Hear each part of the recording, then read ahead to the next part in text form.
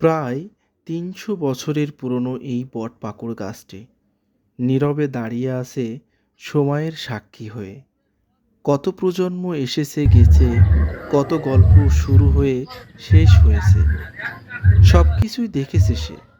অথচ নিজে কখনো কিছু বলেনি, শুধু আগলে রেখেছে। এই গাছের বুকেই বাসা বেঁধেছে অসংখ্য পাখি, চড়ুই, শালিক, দোয়েল। তাদের কিচিরমিচির যেন এই গাছেরই হৃদয় স্পন্দন। ঋতু বদলালে দূর দেশ থেকে আসা অতিথি পাখিরাও কিছুদিনের জন্য এখানে আশ্রয় নেয়, যেন এই গাছ তাদেরও চেনে, আপন করে নেয়।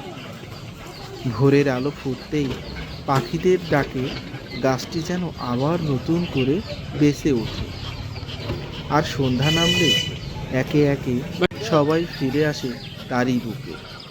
মায়ের মতো এই গাছ তাদের আগলে রাখে, নিরাপদ রাখে। ক্লান্ত মানুষও এর ছায়ায় বসে একটু শান্তি খুঁজে পায়। হয়তো অজান্তেই এই গাছ তার দুঃখগুলো নিজের ভিতরে টেনে নেয়, আর বিনিময়ে দিয়ে যায় এক টুকরো স্বস্তি। এই ৩০০ বছরের পুরনো গাছটা শুধু একটি গাছ নয়, এটা এক জীবন্ত ইতিহাস, এক নিঃস্বার্থ ভালোবাসা, যা কিছু না চেয়েই দিয়ে যাচ্ছে সব কিছু। তাই এই গাছকে বাঁচিয়ে রাখা মানে আমাদের অতীত, আমাদের মায়া, সব কিছুকে বাঁচিয়ে রাখা।